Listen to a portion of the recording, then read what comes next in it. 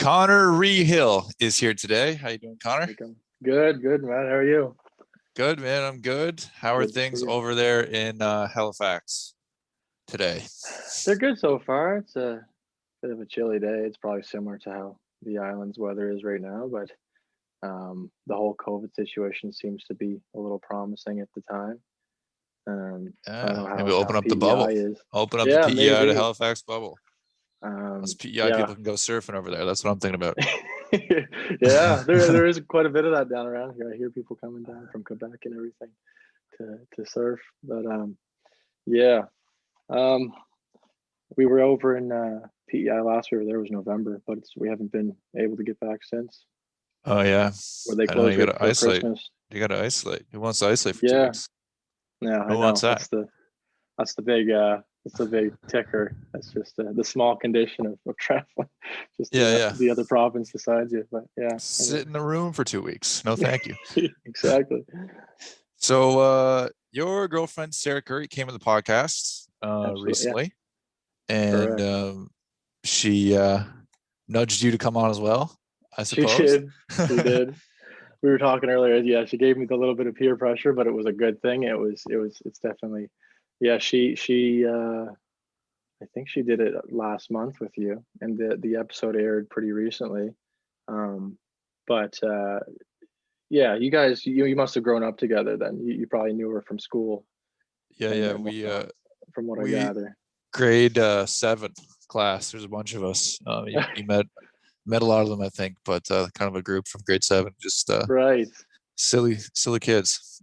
Yeah. So yeah, I guess if you can picture, yeah, I when I think I've known Sarah for just over a year now. I met a few of her closer friends, but she had back in the summertime, she said, oh, my friends and myself are all organizing just this weekend thing over in PEI, and they had rented out like I think it was, I don't know if it was an Airbnb, but it was with this company that rents out these cottages. So she's like, you can come if you want, and I went with her. It was, what was it, August, and at that point I'd only met about, I would say, 3 or 4 of her closest friends who had come to Halifax. And I get over there, and she's like, "Oh yeah, by the way, just a few other people are gonna stop on by. Like I think like Nikita and a few of her other friends invited people that their extended groups and stuff." So I was like, "Okay, yeah." She's like, "You'll probably be meeting a few people," and that first night it was like, oh my goodness, it was, I don't know how many people were there, but you were there too, and it Yeah, was yeah. pretty packed, and it was, for at that point I was just accepting it. It was like, oh my, I'm just surrounded by people. Nobody knows me. I don't know anybody. I'll make the most of it. I'll walk around and try and introduce myself. But yeah, it went from probably 3 or 4 of her friends to 30 or more of her of her friends Yeah, that she grew up with. yeah, exactly. And all within COVID restrictions, right? Absolutely, yes, yeah. Absolutely. People came in waves. Yeah, That's yeah, the they good came in part of waves. There it. was There were phases. There was a definitely groups of plan. people. There was a Yeah. plan that was set into the government body beforehand. Yeah. So Strategically. yeah, yeah. So it was all planned out. We were 6 feet apart. It's all good. Yeah. Big backyard. So yeah. um. So yeah, man. Thanks for coming on, and thanks for No being worries. willing to share. And we kind of had a little chat about your story and what you'd like to talk about, and you can just get into that wherever you like and start whatever you like. Yeah.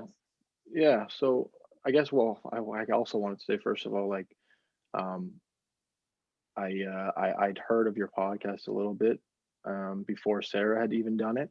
I think she mentioned it to me a few months back.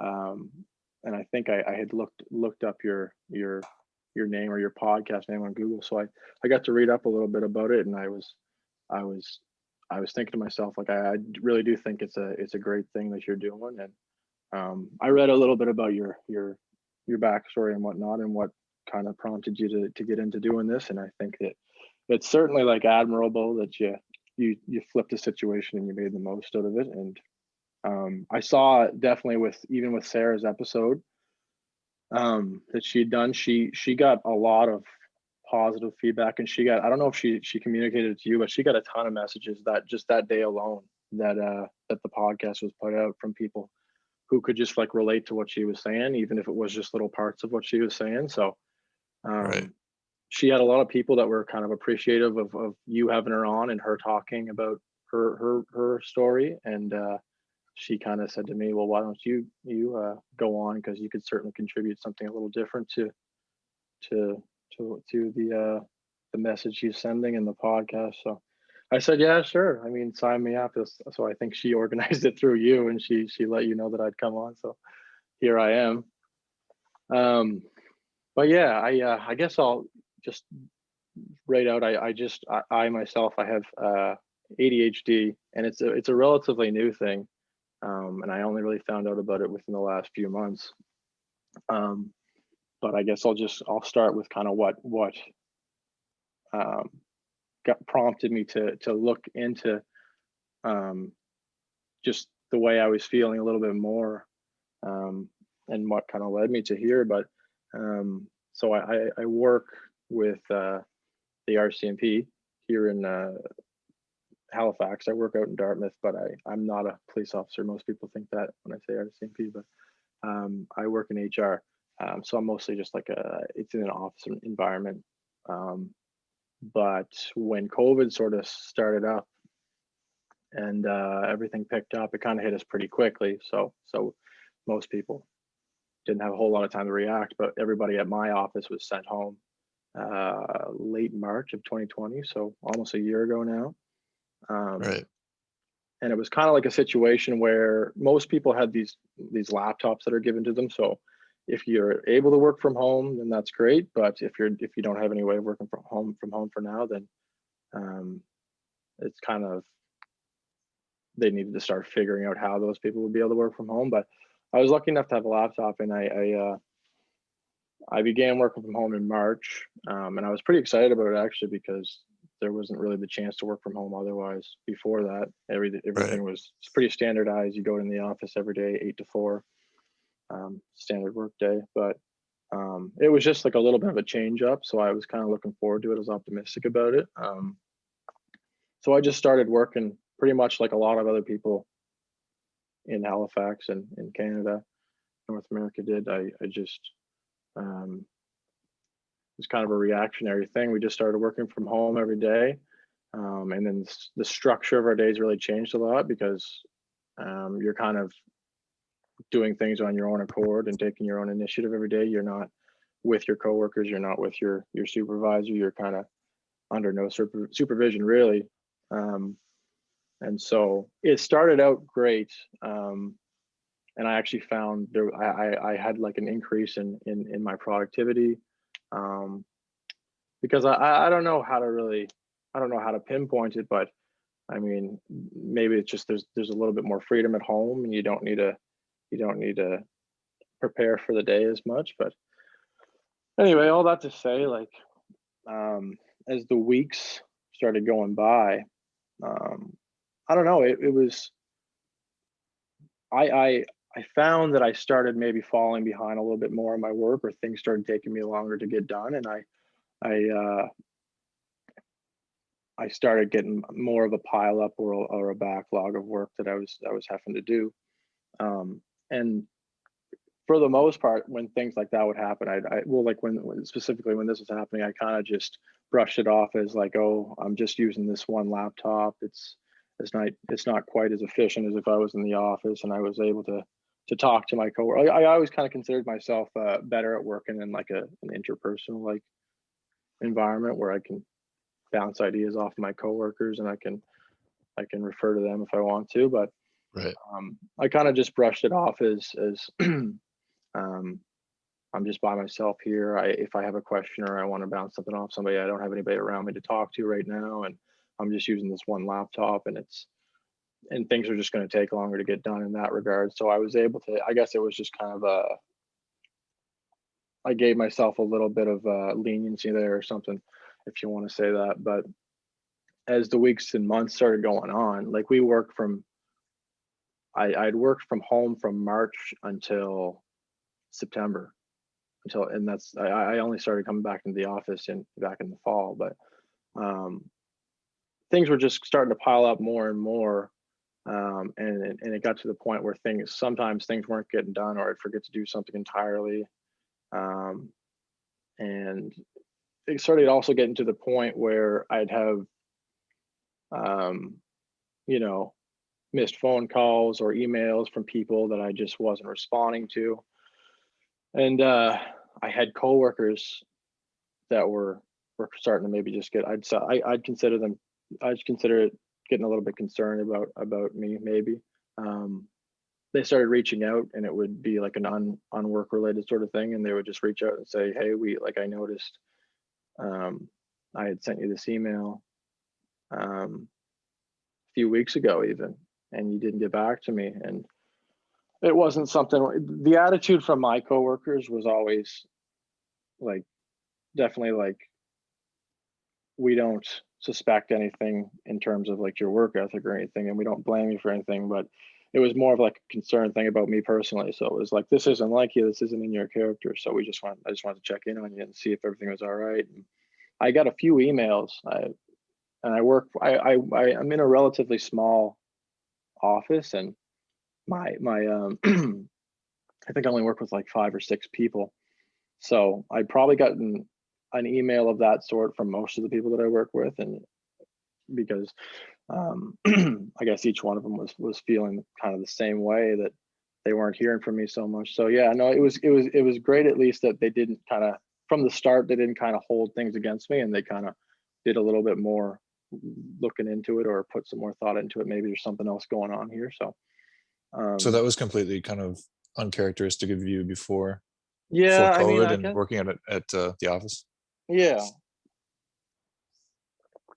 And like, the way I think about it too is like, I may have, and I guess I'll touch on it all later, but it all ties into my eventually getting an ADHD diagnosis. But um, I mean, I guess a lot of times still have the tendencies to forget to do something, or to not respond to something, or to let some work pile up if I was feeling overwhelmed when I was actually in the office. But there was more of a, I was there with everybody else, and they could physically see me, and the concerns wouldn't have been as great in those environments, I guess. So, I mean, if anybody, they had the ability to, I guess, just walk over and say, hey, what's the status on this, or what's going on with this? Like, are you able to get that to me?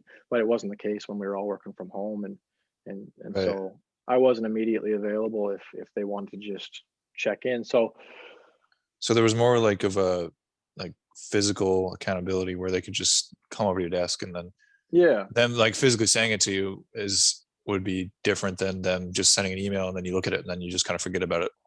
yeah, and I guess you could say like, I'll also talk about this later, but a big thing I find with, in my experience with ADHD, is that, um, unless something's right in front of you, unless you can see something physically, and kind of leaves your mind, and there's not as much urgency there. So there was probably certainly more of a sense of urgency, and I don't want to say importance, because I do consider everything important at work, but like, there was more of a sense of urgency where I knew that they were there with me. And yeah, like you said, accountability. And I was also under, not around the clock supervision, but I was also under supervision. Like, my boss was physically there too. So but yeah, like, so the working from home situation kind of affected work in a lot of different ways. Really, it was kind of like everything was flipped upside down. And I mean, there were definitely pros to it, but in my case, I found that, it kind of surfaced a lot of things that I started to take a harder look at. But yeah, so I got a few emails from coworkers checking in, and I don't know. At first, I kind of like, I feel like I was, when I first started getting people checking in on me, I was still at that point where I was saying, I was thinking to myself, well, it's not me, it's like, it's our situation, it's the working from home thing, it's just not working. It's not working for anybody. I thought like, oh, everybody's in the same boat as me, and they're having Right. the same issues. So the first few times I would get these emails, I was kind of a little more standoffish, or maybe denying that it was, or wondering why they would resort to thinking something might be going on with me, as opposed to oh, why can't they just see that it's obvious that it's because we're in a lockdown. But um, as more and more time passed, I kind of started to realize, like, it started going from I'm not getting things done quick enough or I'm not answering quick enough to I'm just like not getting anything done. And Right. I'm just not answering phone calls. I'm getting these missed phone calls, or if someone's looking for me or asking for something from me over email, I'm just not answering the email. It was never like an intentional thing. It was more of like you're just feeling like completely overwhelmed, completely scrambled. Just, I don't know. It's tough to describe really. And I guess, yeah, like I said, I'll get more into the actual structure, the what ADHD more entails and how it looked for me. But um, no, yeah, just yeah, I started to eventually realize like maybe there's something more to this, and I had also been contacted by my boss too, so those were more. It was more of a wake up call too when my boss was actually starting to take notice, and I think maybe some of my coworkers were reaching out to him and saying, "Hey, look, like I haven't heard from Connor." So in like I had already said, like they were all the way they went about it was great, and I feel like the way yeah, they didn't really hold it against me, and they didn't dismiss it as like a work ethic thing was great. And my boss, like he does definitely had confidence in me, so he thought maybe something more was going on. So I just started thinking to myself, so maybe I don't know, maybe I really, to be honest, I really didn't know how to really describe or explain it or anything along those lines. But How did the I conversation think, go with your boss? Like when you had this conversation? well, he would keep it brief. Like my boss is pretty. He's really respectful of people's personal boundaries, and he doesn't want to pry, and it's a credit to him, really. But he'll let you tell him as much as you're kind of comfortable, I guess, or as much as you feel you need to tell him. So he would check in on me definitely, but I knew it was tied to my coworkers' concerns because seemed like it resulted from my coworkers first being concerned. Um, because I definitely speak with my coworkers and I deal with them a lot more day to day than I would with my boss. But he would call me. Like I think there was a few times that he just called me out of the blue and just said, "Hey, no, I'm just checking in on you to see if everything is going well and if you're doing all right." And yeah, I would kind of again, like I was telling him, "Oh yeah, I think I'm more of a person that works in office environment. I do better when I'm around my coworkers, and I think it's just because I'm just using this laptop and I'm just everything's going slower." But in the back of my mind, I was like, I'm just not.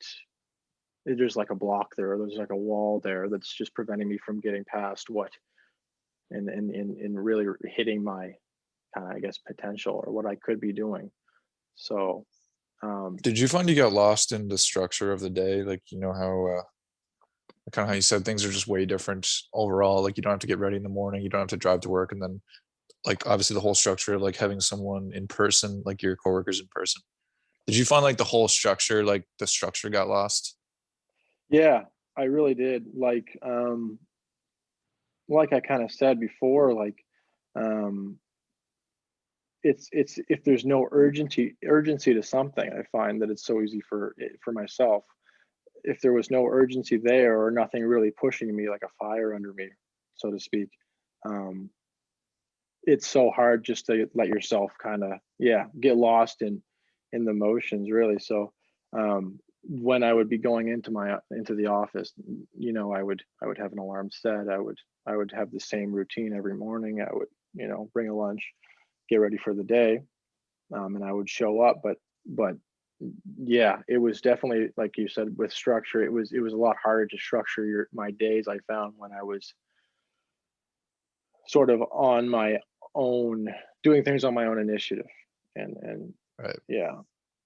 So I found like yeah, there was, I guess there was too much variation, and there was no routine really. Like it was open to I could get up right when I started work, or like 15 minutes before my start time, and I didn't necessarily have to pack a lunch or anything like that, and you didn't necessarily have to put on nice business like casual clothes. You could just work in your pajamas, which most people do. But yeah, I definitely felt that the lack of structure was also a big factor to, it's kind of all like the lack of structure and the lack of supervision.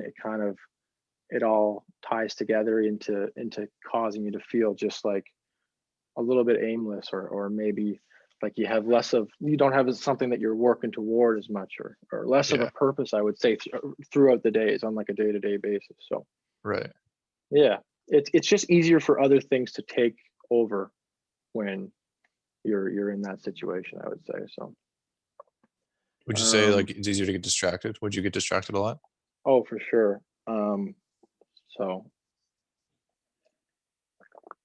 um especially being in my, like, I live in an apartment with a roommate. So at the time, I think he was still going to the office. So um, being in your own kind of space, it's a lot easier for everything to take your attention away from what you're doing at that specific time. Like I found personally, like I'll say this now, but I'm definitely not an expert. I've done my research, but really everything that I'd really like to just share what my personal thoughts on it are, and my personal experiences. But I think a lot of people will have similar maybe experiences. But like my personal experience is that I'll be doing something, or I'll try to be doing a specific task, but you're constantly thinking about something different. No matter what you're doing, you're not fully devoting yourself to what you're doing, and other things are constantly going through your mind, and it can be anything really. But it's a lot of times what my surroundings were,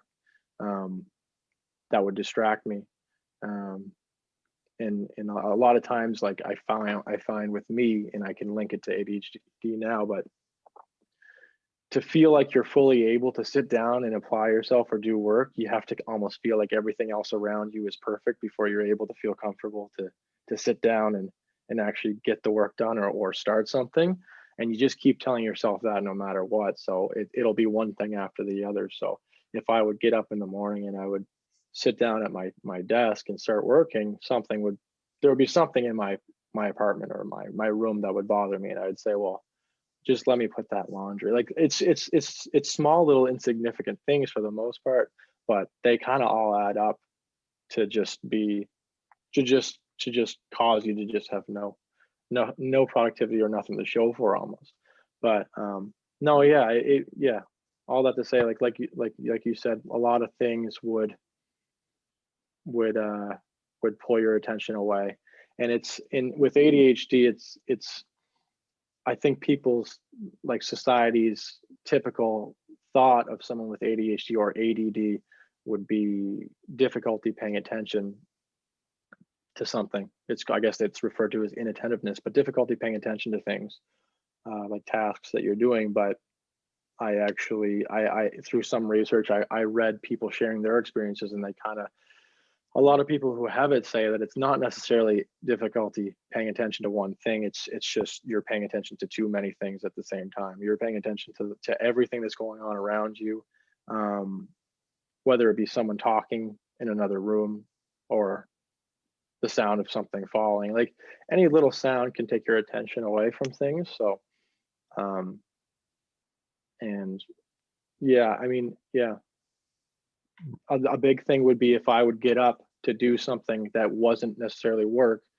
As you're doing something, there's X number of other things that are also grabbing your attention as you're up doing this thing that's not even your work in the first place. So yeah, Right. So you get up to do some laundry and then you got like, oh, I should go clean that table off. And then it's like exactly. just like and then leads one thing to the next. And yeah, I kind of touched on it, but it's largely like things that you're seeing in front of you that are grabbing your attention. It's if you're not seeing some, I find if I'm not seeing something physically, then it's not as much of a priority for me. But I'll notice things, or something will grab my attention. So yeah, it's like if you get up to put some laundry in, and then you'll say, I'll see the coffee maker there, and I'll say, well, I haven't had coffee yet, and probably make that. I should probably make coffee. So I'll put coffee on, which takes whatever 10 minutes to to get together, and then you'll see some dishes left out, or you'll see a coat that you want to hang up. It's all kinds of things, really. It could be anything. But yeah, it all adds up to cause one giant distraction throughout the day, I would say. So Right. yeah. So at what point eventually you have these conversations with your boss, and then you kind of get to the point where you seek out help? Yeah, so I guess I started really. Oh, Sarah's cat's right here. She made an appearance in her Second in her appearance. yeah, just cameo. I guess Mascot. mascot of the podcast.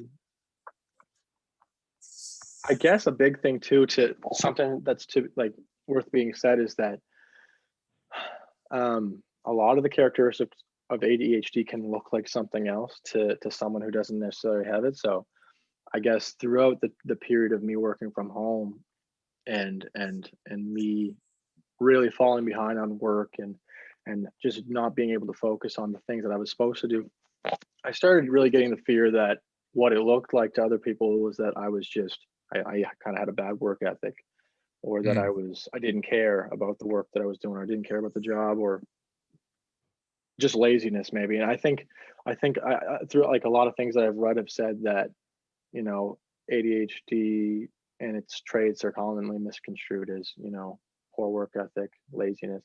So my biggest fear was like that people thought that I just didn't want to do the work, or I didn't care enough, or I didn't have a good work ethic. So that also kind of made me kind of panic, and think I need to figure out what's going on, because it's not that you don't want to do the work, or that you don't care. You definitely know things are important, and you're aware of the urgency of things, but it's, I guess, in a lot of cases it's just easier said than done. And then once you try to mm, actually apply yourself to it, there's there's all these other things going on, all these factors that are at play and in your mind that just keep you from doing it. So yeah, no, when I guess when my coworkers started reaching out, I that's when I started getting a little concerned, because I didn't want my coworkers to think that, I was unreliable and I just wasn't gonna do any work when they asked me to do it for them. But when my boss started reaching out, that was definitely when, like, I started thinking, like, I don't want to let this affect my long term, or I don't want to let this affect my job or my good standing. And so I think there was a lot of discussions. Like, I talked to Sarah, because I think, like she mentioned on the on her podcast episode with you, that she had been seeing, I think, a counselor, and then she started seeing a psychologist, I believe. So she was more familiar with, like, the whole process of going to therapy. I myself had never gone to a therapist prior to any of this.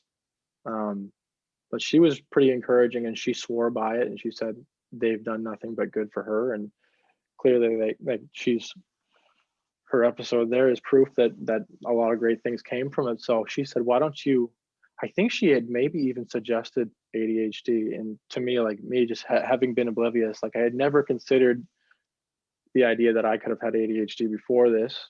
Um, so because really, I guess the typical image of somebody with ADHD is like a kid, and through a lot of things that I've looked into it, the typical, um, what you'd picture would be a kid that just can't sit with ADHD, especially a kid that can't sit still, a kid that's all over the place, kind of bouncing off the walls and can't pay attention in class, which it definitely can look like that. But there's I've come to learn that there's so much more that goes along with it, and it can be pretty debilitating. It's more than just not being able to pay attention. But that's mainly why I think it's just like society's perception of what ADHD is, that I didn't ever consider myself to have that. And I was always kind of like, oh, well, doesn't apply to me, because I was more of a shy kid.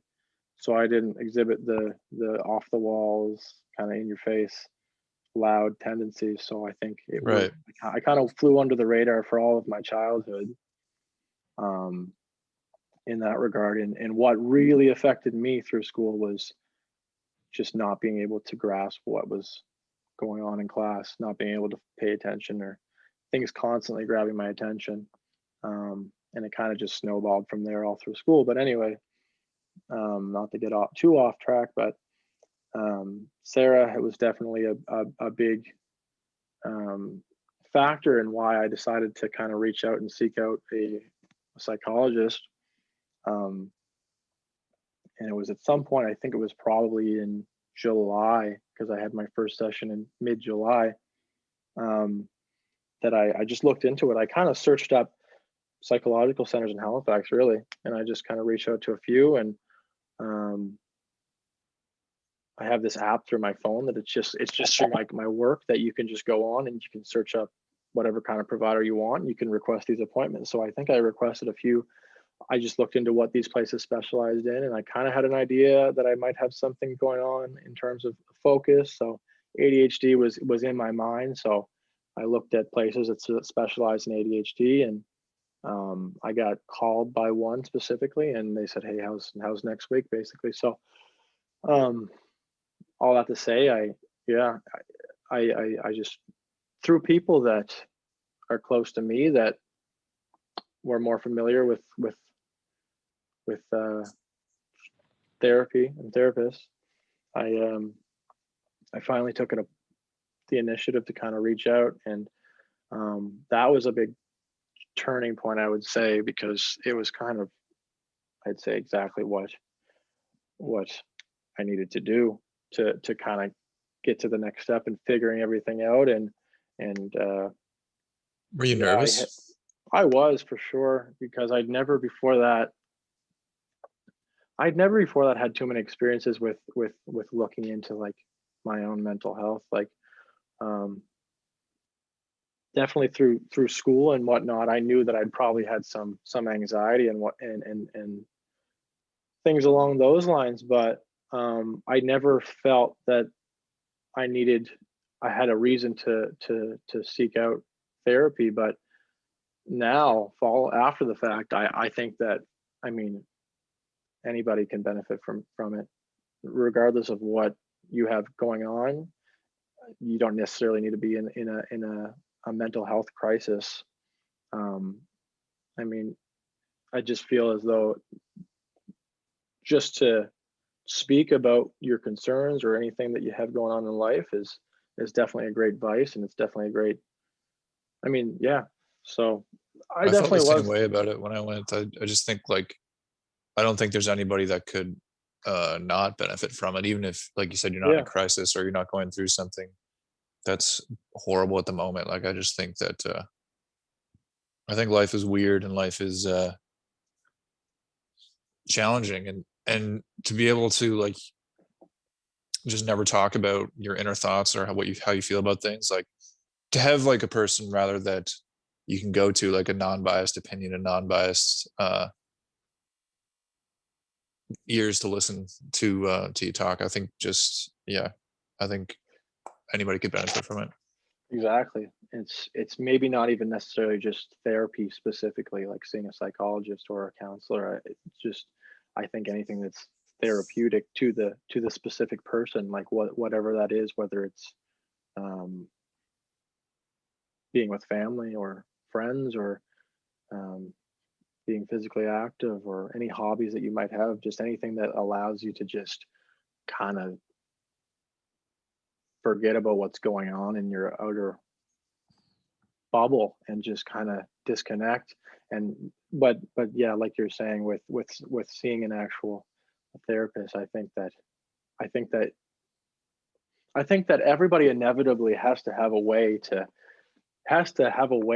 some sort of outlet. You can't just keep everything internalized constantly, because Yep. you're only leading down a path where there will be a breaking point at some point. Maybe not in all cases. It's not necessarily the case for everyone, but I mean, if yeah, I mean, that's pretty much why I think it's definitely beneficial. I think you have some sort of an outlet or a vice. So, For sure. um, but yeah, no, I was beforehand, like, yeah, no, and I think a lot of people have an attitude or a approach to it, that something, whether it be a mental illness, depression, anxiety, um, people have like an attitude as if that could never happen. Well, that's happening to someone else, but it couldn't happen to me. It's not going to happen to me. Like I'm different or I'm fine. Not necessarily thinking, not necessarily looking down on mental illnesses, but just that, okay, basically like it could never happen to me attitude until it does, and then Yeah, it's kind of the same with any illness, right? Like you don't think you'll ever get cancer. No one ever goes through their life thinking, "Oh, I'll get cancer when I'm yeah, 36 or whatever," or just anything like that, any kind of health issue exactly. or whatever it may be. But yeah, it doesn't really affect you until it does. Yeah, and yeah, especially what you're saying, like everybody knows someone with cancer, so it's definitely unfortunately common, and I think it really applies to. I think I'd listened to one of your episodes, previous episodes, where you had a guy on, and he compared it, or maybe it was, I can't remember if it was you or the person that you'd had on, but compared having a mental illness to having a broken leg. And I've heard the comparison before, but yeah, I just I think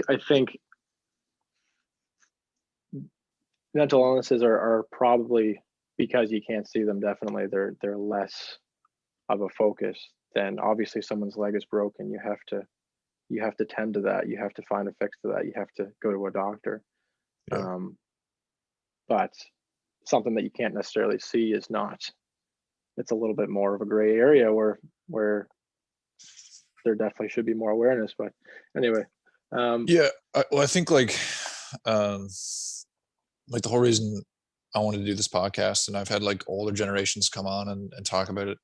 They talk about how like in the past, like you just didn't talk about it, and it was like almost this thing where like, and I honestly, the way I look at it is like we all go through it. We all have mental health, and we're all kind of pretending that we don't feel it, right? And exactly. that's Yeah. that's where we're at. But like, for someone that maybe hadn't doesn't feel hasn't gone through any kind of struggle or doesn't feel it, like they wouldn't um like they might not understand.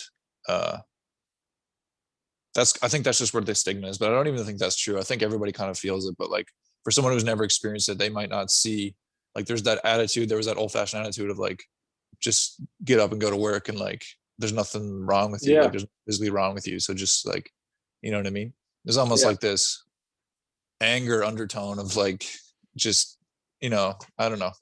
Like But how, yeah, I know exactly what you're saying too. It almost seems like we kind of went from a generation, and it's not, everybody's a product of where they come from, really. So yeah, it's it's or a product of your environment, really. So I don't fault people necessarily for having a less open-minded attitude toward it, because obviously that came from somewhere before them. exactly, So yeah. everything's kind of passed along, and it's kind of, I find that it's that we almost went from a generation that knew nothing. Well, I won't say knew nothing, but there was really no focus on. It's almost as if there was almost no focus on mental health, to all of a sudden the very next generation or so. It's a much bigger priority, and it came to the, well, yeah, with a lot of campaigns such as like the Bell Let's Talk. We're all familiar with that, but it seems to be on the forefront in some aspects. But um, exactly, like you're saying, like there's certainly, and I've talked to people who have an attitude of, if when they were younger it was like, okay, you're fine, just brush it off and Yeah. get up And and go it's to just, work because you do the work, because that's what you're yeah, supposed to do. And yeah. And it's just, yeah, I think it's just lack of awareness. But I think it's interesting, like, even, I don't know if, like, pay attention, kind of like, I just had a lady on there last week, Beth Gardner. She's in her 50s. It's kind of right, like it would be like our parents' generation. And yep, just listening to them speak sometimes, like I remember always hearing like they would say like people having a nervous breakdown or their nerves are bad, and that was kind of like as far as it would go. It's interesting, like that was kind of like just the the blanket diagnosis, like the nerves are bad. So yeah. you People know would say my nerves. Like I literally remember people in my own family saying my nerves, and exactly, I didn't even really think about that until you just said it. But they would also, I think, a lot of the terms they would use would be just like, oh, that, for like, I'm stressed out, or I have a lot of stress. you got carry a Mhm. lot of stress, when really you could be an anxious person, you could have anxiety, Yeah. Yeah. generalized anxiety. But I mean, yeah, And I it's think the like, way. sorry, go ahead. Oh no, yeah, I think the way that we're looking at it and the approach to it all is has changed. I think people are looking at it from a different angle. Yeah. Where back when it would have been more just, I don't know, um, dismissed so much more Mhm. in the way that Yeah. you're saying, with saying a nervous breakdown or nerves are bad. So Yeah. yeah, Yeah. I but think, like from what I'd gathered, I think Beth was talking about this last week, is kind of like the boomer generation. And there was like, you know, World War II survivor was like a hard generation. oh Um, yeah, I think like psychiatric drugs didn't really take hold till like the 60s or 70s. yeah, So I mean, there was a lot of trauma that they brought back, and then they kind of took that to the next generation, which would be like the 50, 60-year-olds now. exactly, And there was no real talk of it. But yeah, it's interesting. Like you talk about stress. I think now, um, what I try to capture here and with my job, like I'm a personal trainer and stuff, and like just finding like balance. I think that's a yeah, huge thing. Like to be able to, create structure for yourself and have hobbies, and like you said, like whether it's therapy or whether it's hobbies, whether it's friends, whether it's family, and just to have all those spokes in the tires that are kind of exactly. set. You know. Exactly, and that's kind of like it leads me to, yeah, I agree with what you're saying completely, and with you say, like, I spoke about my boss, but he's definitely huge on like work life balance, and just, in a lot of cases prioritizing what you have going on in your personal life. A lot of times he'll say it's not life or death. So, and like family and friends, I think it's almost necessary for everybody to have someone in their lives, that because you really can't. And with a lot of these things, it's like you can't just do it on your own. Like I don't take 100% credit for figuring out a little bit more of what I had going on during that time. um, I was just lucky enough to have, good coworkers, good friends, good family. Um, and I think everybody needs somebody else at some point. You can't just do it all yourself, and you can't move forward on your own accord in a lot of cases. So yeah, no, I consider myself really lucky. And I think you people, and another thing is, like, with a lot of the stigma that surrounds all this is people's maybe not wanting or unwillingness to reach out to somebody else, and just they're going at it Yeah. alone, and Yeah. they're thinking that they can tackle it on their own, or they're thinking that they can. I don't know how to. Yeah, I really don't. I think people have a unwillingness, or maybe they don't recognize that the people around them are would help them just in a heartbeat like that. So um I think it's like a nervousness to share, and it's kind of goes back to what we talked about, like past yeah. generations. It's just like you're so scared. Like you must have Hmm. felt it too, where you going through that period where you didn't. Maybe you said like you're in like kind of denial about it, or you just like didn't really realize it yet.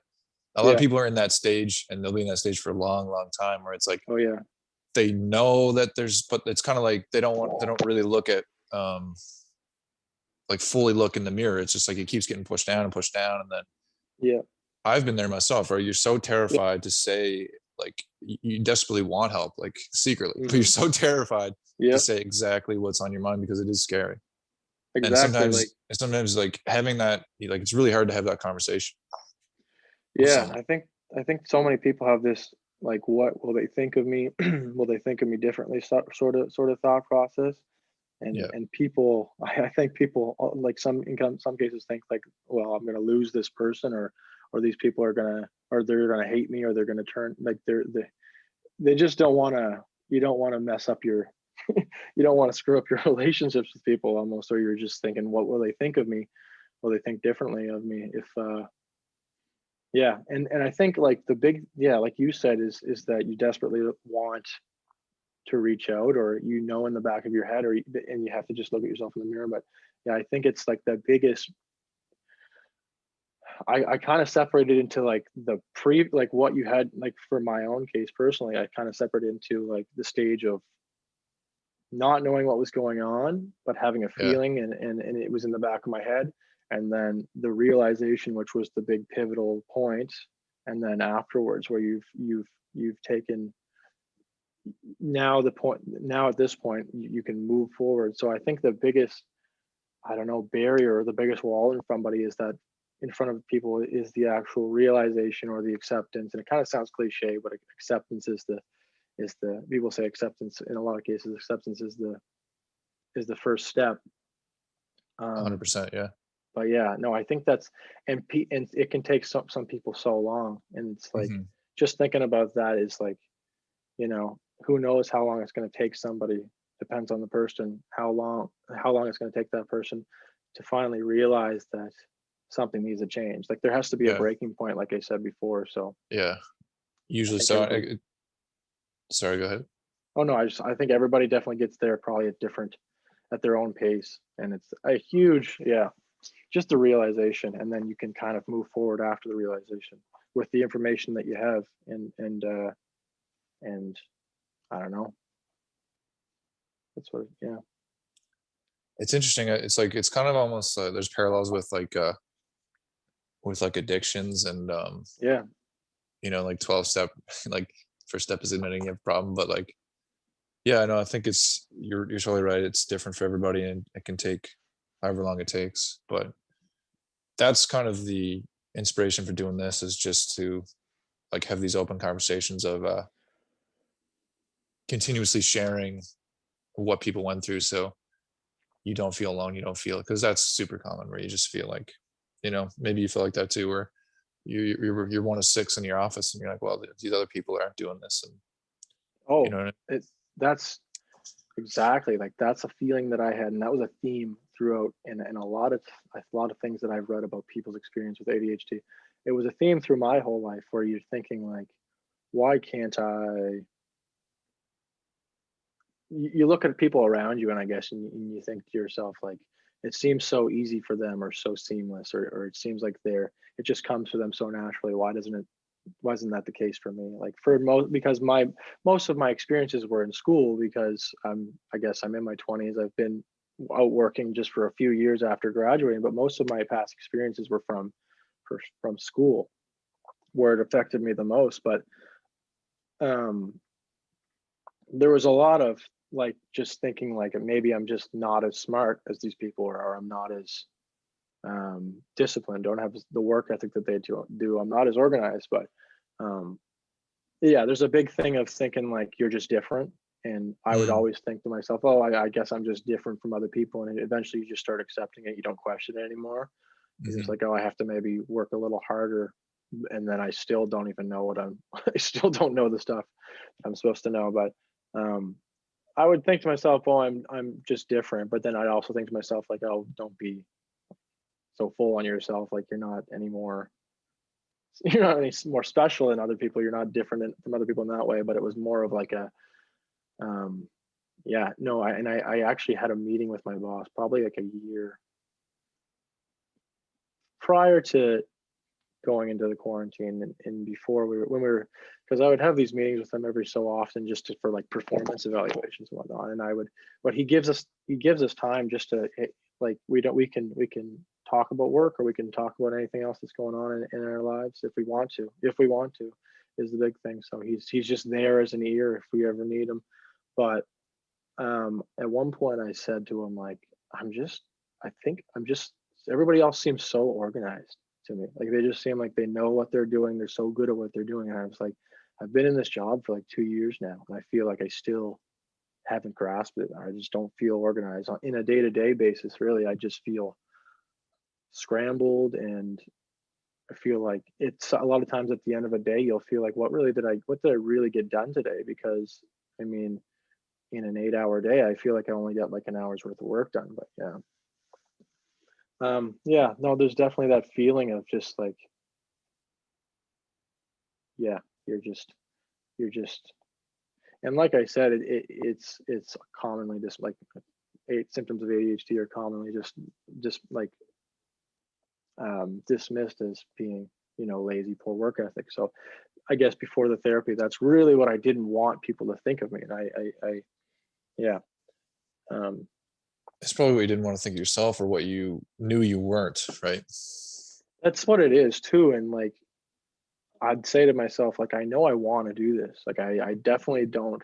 Like, I'd had this insane amount of guilt from not from knowing that I wasn't, I guess, performing to the level that I should be really. Right. Um, and yeah, I'd feel this guilt, and I'd feel this just like, I don't know, worry for the future. I didn't want my job to be at risk or anything like that. So, but you get that frustration from like, I want to do this, but why can't I do this? Like in a day to Yeah. day, like I want to type up this report, or I want to um, send this email, but why can't I just get the words down on paper? And I find with ADHD, like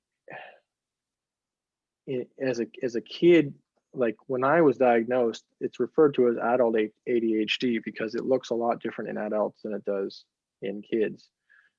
Because when you're a kid, it's more acceptable to kind of be rambunctious or kind of off the wall, so to speak. But as you get older, you develop these coping mechanisms, and you know it's not as socially acceptable to be loud and obnoxious as an adult, and you can't release the, Energy. I guess, the energy that you have inside in the same way. So it comes out in different ways. Um, and it mostly reflects in just the work that you're doing, or how you're performing in school, because everything's pretty much for the most part like, internalized, I would say.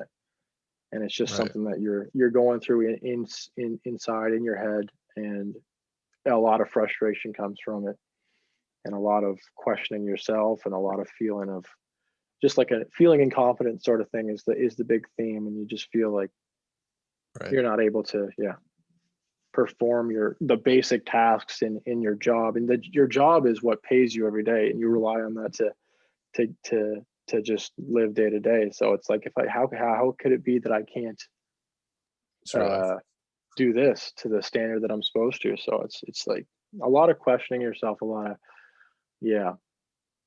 But that certainly was happening a lot during the period like I discussed, where um, I was working from home. I was kind of on my own accord. I didn't have anybody. I did have like people I was answering to, but you didn't really have anybody that you were answering to. So um, What was it like getting the diagnosis and moving forward from there? it was it was I guess relieving would be a huge understatement, because it was kind of like a confirmation of what I was coming to think was the case, and also it was so much reassurance in all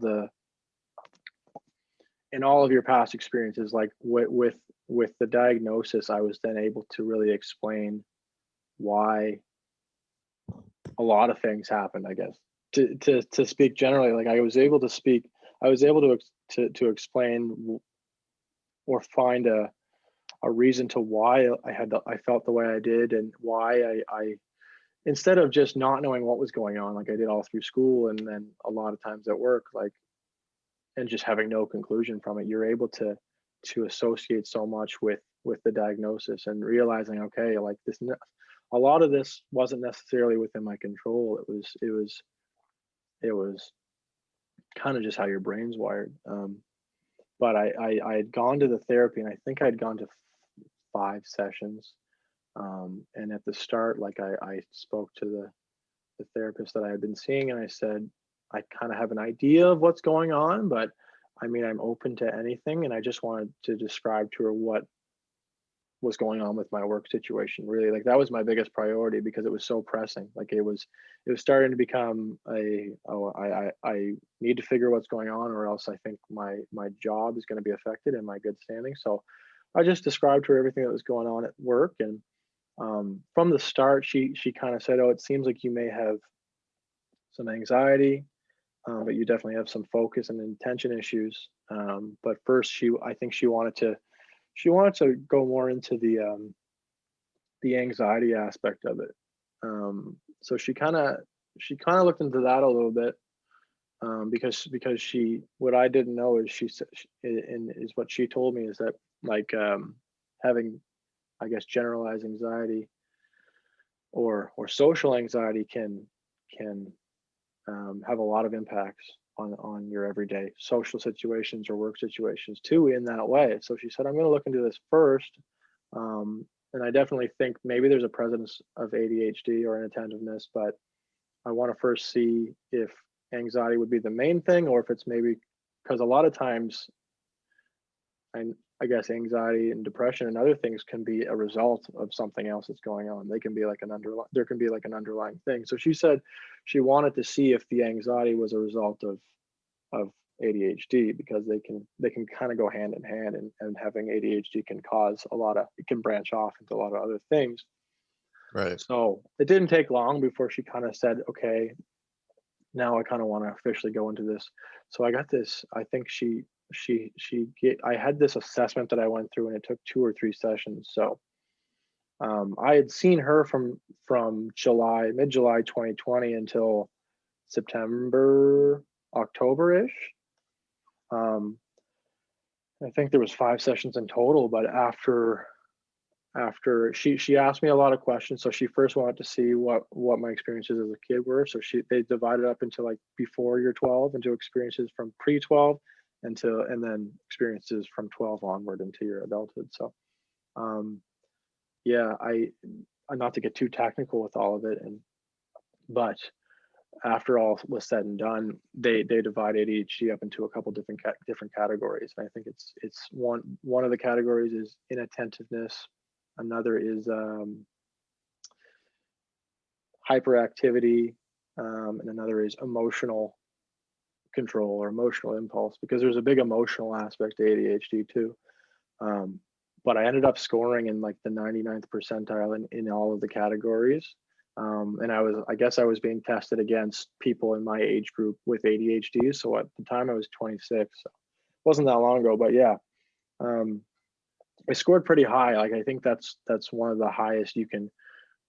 I think it goes. I'm not an expert, again, I'll say this, but I think as far as my understanding goes, it's kind of like a spectrum, and you can fall anywhere on that spectrum of ADHD. And you Okay. can have some of the components of it, but not all. Like you may not have as much of the impulsivity, and you may not have as much of the inattentiveness. You may be more hyperactive and whatnot, but I think I was pretty steady and consistent throughout all of the different groupings there. But it was definitely like from after all the assessments went on, I had one last session with her, and we kind of talked through that. And she just said, so I have the results. And she said, yeah, I can confidently say you do have ADHD. And I don't even know, at that time, it was just like a sigh of relief, because I was pretty sure that's what the case was prior to that. But then actually hearing someone who was a kind of an expert in this stuff say it was great to have that confirmation. And then it kind of immediately made me feel a lot better about the previous few months with work and whatnot, and the concerns from my coworkers, because I felt that I was able to say, okay, like it wasn't necessarily my fault in all those cases. And I truly did want the best for the situation, but yeah, there was something else at play here, and it was good to just have that, I guess, reassurance from them. And she said to me, okay, I'll write up this diagnostic report, and I guess, which was just an official diagnosis. And she said, then you'll have that if you want to give that to your supervisor, and you can just feel better in giving that to him. And so he'll know that I mean, your intentions were always good, but yeah. So yeah, like I said, no, it was just a huge relief. And not only with what was going on at work, but I was just able to look back at like my time in university, my time in high school, and just outside of school, and just kind of be able to tie a lot of the things to having this, and just to realize, okay, wow, like this has affected me from the point this has affected me at every step of the way, really. It was always something that was present, and I had no idea what was going on, really. And I don't know, I just kind of dismissed everything throughout life, and just saying like, I'm just probably not, things don't come as easily to me. I don't understand things as well, and I'm just, my work ethic isn't as good as others. So no, it's great. Kind of from there, I guess at the point where I'd realized that, my next priority was like, what can I now do to, I can't really do anything about having this. What can I now do to make my situation better? So I What are kind of some asked her about, strategies to go forward? yeah, yeah. So um, I mean, everybody's probably heard of like Adderall and Ritalin and all those classics. So I kind of want to look into that option. She said like what her recommendation would be would just to try a medication, because if my biggest concern was the inattentiveness part and the being able to focus and get work done, then that would definitely be something that she'd recommend me trying, because like the typical medications for ADHD, they definitely do a good job in helping with your focus and getting things done, but they don't seem to really do much for the other. They don't really do a whole lot for the hyperactivity part, um, Yeah. and the restlessness and the emotional impulses and stuff like that. But my biggest concern at the time was I just need to get I need to catch up at work. I need to do a good job at work, and I can't let this snowball anymore. I just need to figure it out. So she had recommended just trying medication. So from there I just went to my doctor and I said, hey, I recently got this diagnosis. So I just want to know what you'd suggest to me in terms of a medication, what would be best for me. And he prescribed me something called Vyvanse, which is I think a little different. They're all a little different, but he said, I'm going to try you on Vyvanse, because in my opinion, it's got the least amount of side effects. And so I said, yeah, sure, that's fine. And something something that's to be said, I guess, about ADHD and like the medication that you typically see is that it kind of, I guess, varies from, I guess what I want to say too is that ADHD, it's not necessarily classified as like a mental illness, so to speak, more so a neurological disorder. So it's like it's in the formation of the brain, I believe, and I'm not an expert, like I said, but um, there's the medication that's available is a little different from medications that would kind of treat mental illness, whereas someone who was maybe taking medication for depression, you need to be more structured with your medication. And I think you need to take it every day, or else there could be side effects in that regard. And I think maybe when people begin to take certain medications for other mental illnesses, like there's potential side effects as you're starting out, as you're getting used to it. But it's a little different with Vyvanse and Adderall and whatnot, where it's something that you take on a day-to-day or on a day-to-day basis, but you don't need to necessarily be consistent with it. Like you can take it one day, you don't have to take it the next day, and there won't be any major side effects if you don't take it. Like what they said to me was that you can take it during the week, but you don't have to take it on weekends if you don't feel like it. Or some people take a break through the weekend or through a weekend. So I don't know if So I'd your necessarily body doesn't become like physically dependent on it, where you get like sick and all these side effects for not taking it. exactly. Yeah, and that's yeah. Like you can yeah you can take it as much on an as needed basis, I guess, is the way it goes. So um yeah, that was back in September when finally, and like I said, that was the point where it was like I had the realization. There was things that pointed toward it to me. It was in the back of my mind, but I went through this stage of like not thinking that I could possibly have something going on or it wouldn't happen to me. But then things started to build up more and more, and I finally had this point where I was where I had this realization that I just can't let it keep going the way it's going. Like I'm not making any forward progress, so I got to do something, or I got to change something. Um, so yeah, that was that point back in September, and since then I've I've kind of just tried to take it upon myself to look into it and just learn more. And definitely what the medication that was prescribed to me has helped.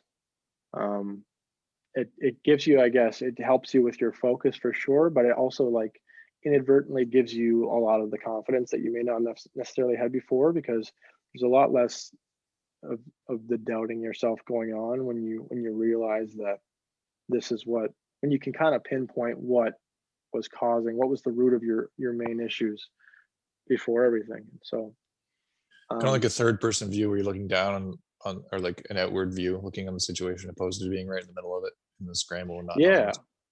and that's a good way to describe it. Before I had sought out a therapist, is you're right in the middle of it and you're just kind of rolling with everything as it's going, and Right. I, yeah, you're yeah, like I said, for me, I wasn't making any forward movement or progress at all. I was just caught up in it all, and you're kind of like, you don't know what's going on, but you're also not doing anything to figure it out. But yeah, it definitely gave me, yeah, like an outer party looking in on the situation sort of view, where like you feel like you now have something to work with, really, after you. Yeah. I got some sort of a diagnosis, and I got, yeah, it was promising, and you feel like you now have something to work with, and you finally have more tools to kind of make your situation better in a way. Right.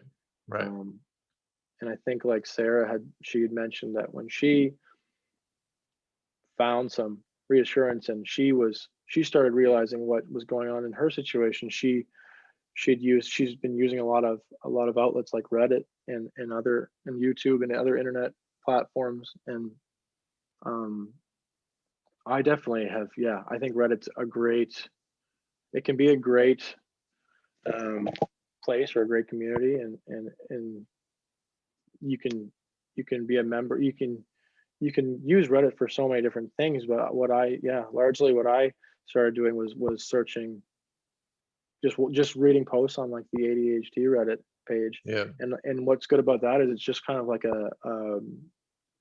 it's kind of like a forum, and almost like in real time, and you have other people who are in your situation. It's a little different from getting advice from a therapist, where maybe they don't necessarily have what you have, or they don't necessarily deal with what you're dealing with on a day to day, but their knowledge on it's so extensive that they're able to give you tools to deal with things. But on Reddit, you're a lot of times talking with or reading experiences from people who like deal with the exact same thing that you're dealing with. So Reddit's been great. YouTube's been great.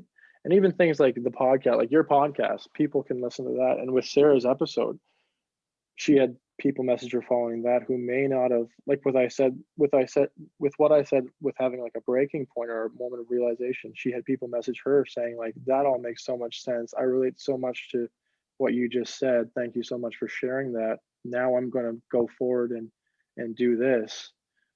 Right. She had like people listening to your That's awesome. podcast hear things that they can relate so much to, and they may not have necessarily had that point of realization had they not listened to her experience or listened to the experience of someone else that you had on your podcast.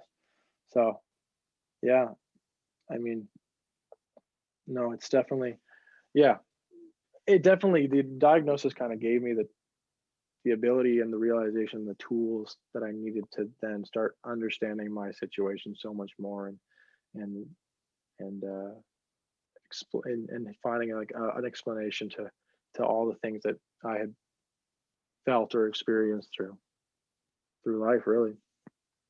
That's beautiful, man, that people reach out, and it's awesome that you were able to start to find tools. Was there anything else you found like on a daily basis that kind of helped you just day to day, maybe small things? Um, Specifically for me, like other than I guess the medication that I started to take, finance. I don't know. I would say like the initial talking to someone about it when I started going to therapy and seeing a psychologist made me more confident or comfortable with talking about things with maybe a friend or a Right. family member. And I found it really helpful just to, like I said earlier, just to speak to someone about how you felt at a certain time or how you're feeling right now, and just to be able to like to have almost like a soundboard that you can bounce things off of. I definitely found it helpful to start talking more about what was going on in your mind or what's going on in my head and how I felt about something. But with ADHD, like specifically, I found that you're able to, I guess more generally, like if as someone with ADHD, like you're able to do things to the same standard or to the same potential that so many other people are. But if you don't necessarily realize what you have or what's going on, then you're not really given the tools, like I said. So um, Right. you just need to kind of structure your life in a way that optimizes what you can do, or a way that you got to figure out how you do things best, or how you work best, or how you can like make the most of your day to day. So I found I just, yeah, I find the realization that this is what's going on in any given moment. Like instead of getting frustrated and letting it that be that and dismissing something, I'm able to now say like, well, this is why I just did that. It's just the realization, I think, is such a big thing. And awareness. And with ADHD, I find it a big help to make lists of the things. So now I realize like that I'm much more of a visual person. A lot of people with ADHD, I think, probably are. So I need to have things in front of me at all times so that it stays in my mind and I'm still aware of it. So I just like to organize things in a way that things are in front of me and I know what's pressing. And I guess most of what I can speak to is largely like with how I deal with things at work. And but yeah, I think what's really helpful is to make lists of things and to write things down so that you don't forget what you need to do. Um, but yeah, I mean, I do think that, like you said, you're a personal trainer. I do find that having something like that, like an outlet, like working out or being a little bit active, definitely gives me some more of a feeling of clarity in my head. So Right. it definitely helps with having like the sense of like foggy brain or just being a little bit, yeah. So it's just like it takes a weight off for sure. So I think just definitely like focusing on yourself, sometimes just setting some time aside for yourself and being aware and maybe questioning things and not just, yeah, not just dismissing everything. um but yeah, just having the realization.